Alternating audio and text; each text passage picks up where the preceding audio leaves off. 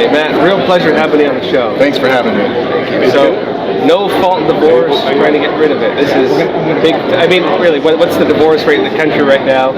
How many kids are affected? How many families are affected? And getting to the point now where millennials are wondering what's the point in the first place of getting married. It's one of the institutions for, I'd say, so the foundation of government, the bedrock of our country is being destabilized through the destruction of marriage, in my opinion. I know you guys are working to do something about this. So tell us a bit about your work. Yeah, well, the divorce rate right now is disastrous, and we've always had a problem with divorce. Divorce is a common occurrence throughout all civilization, but particularly in the 1960s, we see a drastic increase and a spike in what has now spiraled out of control, and it is the result of no-fault divorce. We had a fault-based system before where at least it provided some limitations and protections surrounding the institution of marriage and the protection of family, where you had to prove misconduct of some sort. But now in the 1960s, you see a shift to, let's not blame the other spouse, let's not have, this blame game. It sounds which nice is nonsense, because when they go in the courts, they say there's going to be a winner and there's going to be a loser, and you have to dig up dirt on the other person. It's a whole backstabbing game. So they can play surface language all they want. The reality of what they're doing is very different. But yeah, go ahead. Yeah, and so originally it started with this idea of mutual consent. So you could have both parties, sounds nice, they agree, and they say we both decide we're going to leave the marriage. And that was kind of how it was sold to the people. But what we see in actuality is that what came across as mutual turned into unilateral. And what that does is that for no misconduct whatsoever, no consent, one spouse can unilaterally decide, I'm out, and their partner has absolutely no legal defense, because when you enter into a divorce suit, it is a civil suit, a legal action, and all of the rights that are embodied in marriage, whether that's property or custody of your kids, freedom to decide, self-government, all of these kind of things, are now, the floodgates are open, and you have the government reaching in and managing all of the private areas and corners of your life. And this is, I think, an interesting point to go into, is the legality of government playing that role. Right? So maybe we could talk about this again. I know your organization's working around that, right? Yeah, it's very much about family structure and also the idea of government, because as you said, it's the bedrock of society, and you look at all the different layers of social units, and this is the basic social unit, and it's very much the bulwark between the government and the individual, and it is that barrier that's in between that if you completely crush and open the floodgates, there's nothing that can stop the government from intruding and trampling on individual liberties. And I think it was I want to say it was Confucian saying that social stability starts with the family. Very true, very true. And counter to that, it was Vladimir Lenin who said, if you destroy the family, you destroy the country. And there you go. That's another way of looking at it. And then also in the Communist Manifesto, it says the bourgeois family will collapse along with the destruction of the economic institutions. Not the exact quote, but it's along those lines. Well, there's a tremendous amount of literature in communist, Marxist-Leninist discussion on the family. Frederick Engels, The Origins of the Family, talking about and the origins. Marx, the Holy Family. Yeah, and they viewed this as a bourgeois institution, as a means of oppressing women and all this kind of stuff. So yeah, well, that's how they painted it. Marx thought people who believe. In Marx's letters to Engels, he talks about people who believe in that stuff, and he talks about them like they're idiots. He used it as a talking point to destroy morals and traditions, which is really the foundation of communist goals. And then you look at a lot of the modern left these days, where they're animated a lot by these writings and these ideals, these socialist, communist ideas, and it really shines a light on what the real goals are. Absolutely, and like you said, I mean, this is strategic. It's intentional.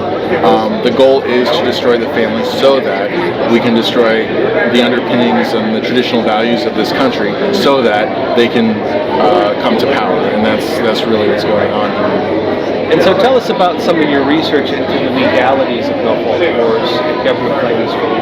Sure. Well, there's actually a really interesting case right now in Pennsylvania that's challenging the constitutionality of the statute. The no-fault is a legislative statute, and there's basically the requirement of the statute is that one party alleges that the marriage is irretrievably broken. That's it.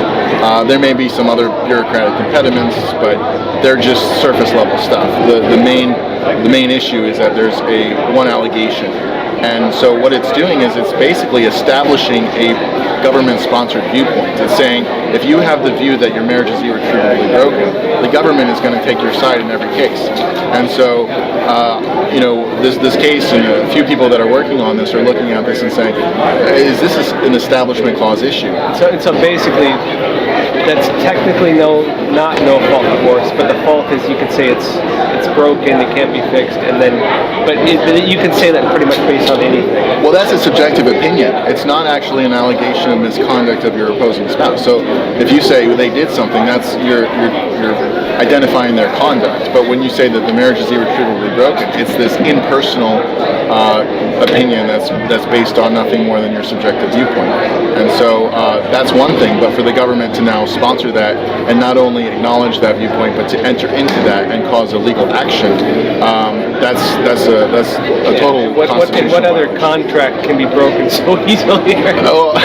Imagine telling your landlord you're renting a house or buying a house and saying, I've decided that this contract is broken and I don't want it anymore. How about you give me half my money back and we'll just go from there. Well, breaking your phone contract is easier than is harder than breaking your marriage contract. So yeah, But so yeah, go ahead about this court case. Right. So the goal is to say, well, this is not just liberalizing divorce. We can say if you bite your fingernails, you can get a divorce. This is saying, no, based on your viewpoint alone, the law is not regulating your conduct, it's regulating your opinion. It's regulating your belief about the state of your marriage. And so what ends up happening is that, well, now it's an issue of police powers because the state can regulate your conduct, but can it regulate your beliefs? I thought that's the whole point of the Establishment Clause, that the government can't sponsor a particular viewpoint.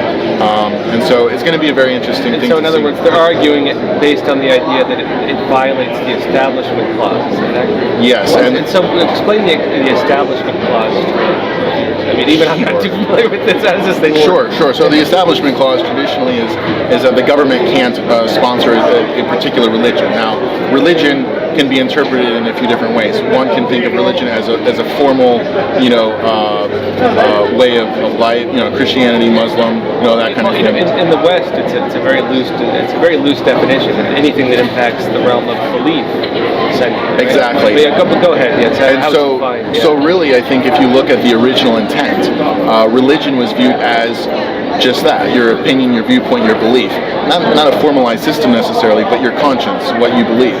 And so the government cannot sponsor that. So one example would be, can the government force children at a school to say the Pledge of Allegiance? Is that a violation of the Establishment Clause? And what a funny state we're in now, because a lot of the socialists have been using that to get rid of a lot of that from institutions, while putting in things that, in their own sense, violate it since then. And so really, they've kind of built their own mechanisms, their own structure by attacking these things so hard, but putting things in their place that also violate it, right? Absolutely, and I mean the Supreme Court case about the Pledge of Allegiance. I mean, we're not even talking, again, not specific to Christianity or any other formal religion, but just being forced to recite this particular viewpoint was indeed a violation of the Establishment Clause. So based on that, you could argue that it's not just it really gets down to the idea that the government cannot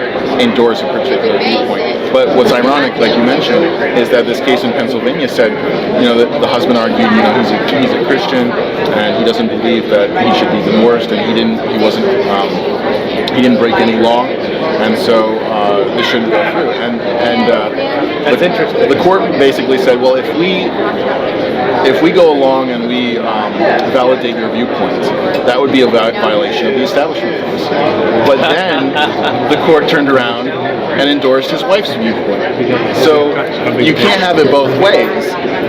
You can't say that it would be a violation if you endorse his viewpoint and then go and endorse her viewpoint. You can't play that game. It's very interesting. And so let's talk now about kind of why. I guess what is it? Why did you want to start this? What is the problem you saw in society that made you want to take on this project? Well, I looked at it from a systemic problem. My parents divorced in 2017, so it was personal to me, but I also really liked studying government and political theory, and really looked into this from that point of view.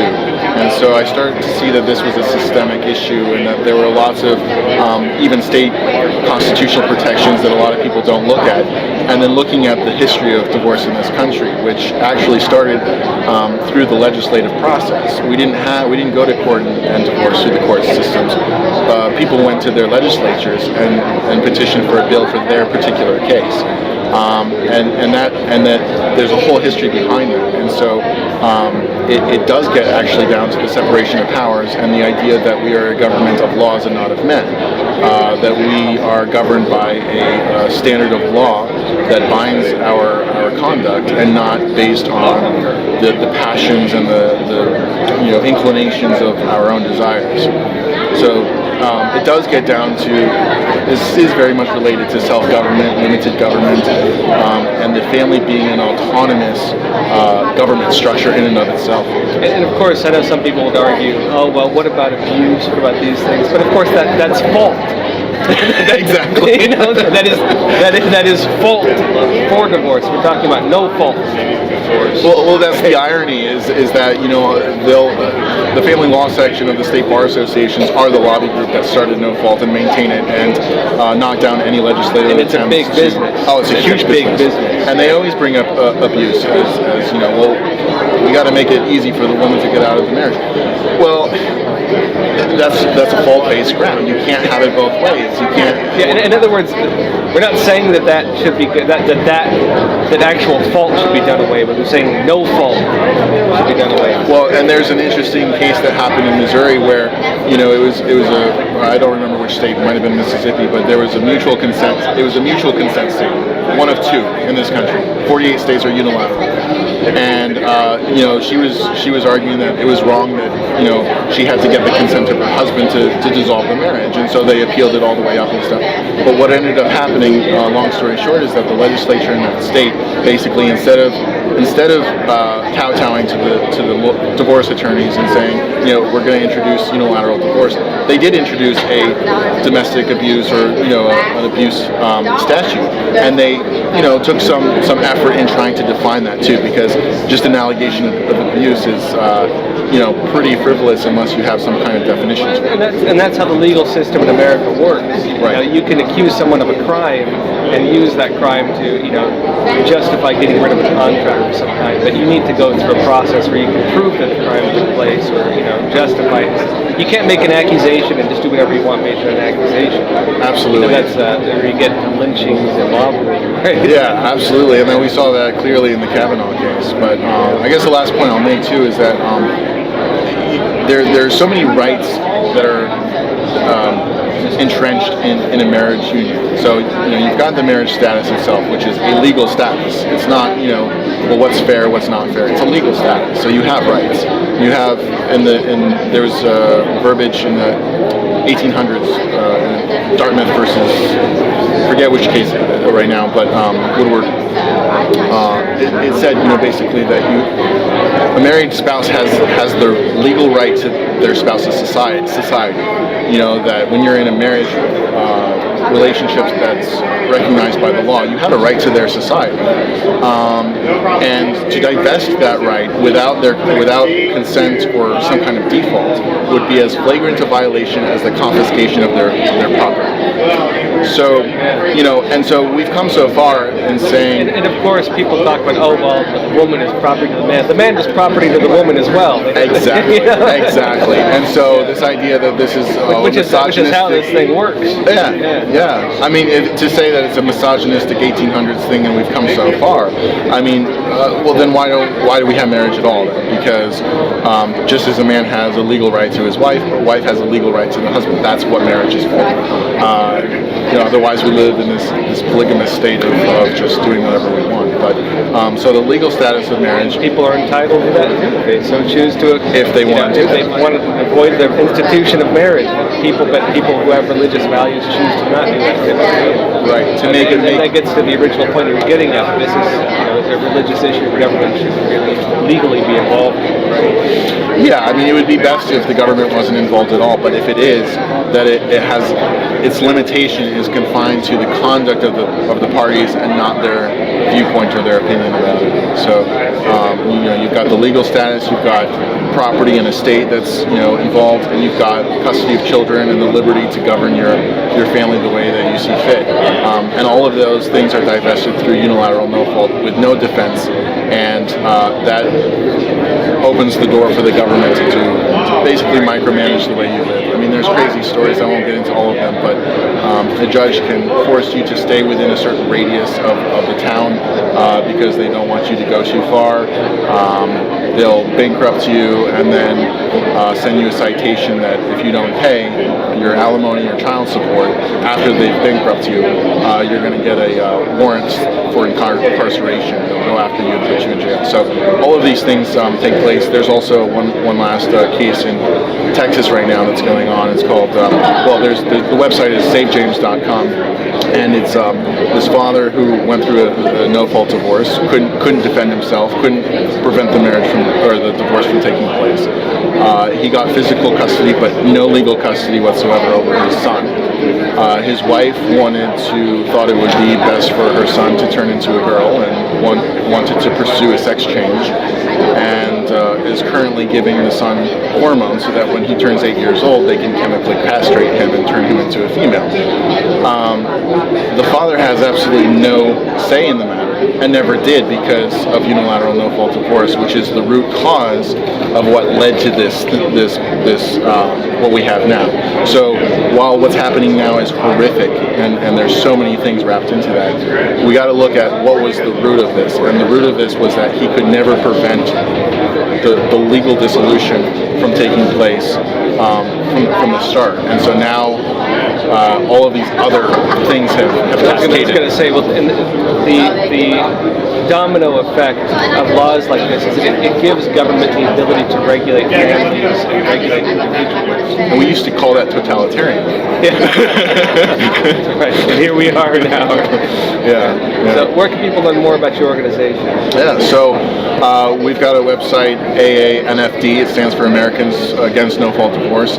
We're just launching it, and we're in the process of getting some volunteers on board and just trying to educate people about the topic. A lot of people have been through this. I don't think there's anyone that's not been affected in some way, shape, or form. And even those who have been married and have been in families that are married, they have no idea that this is taking place. And we're just trying to educate the population about this and trying to unite and mobilize people to try to make some change. Hey, real pleasure having you. All right, thanks a lot. Appreciate it.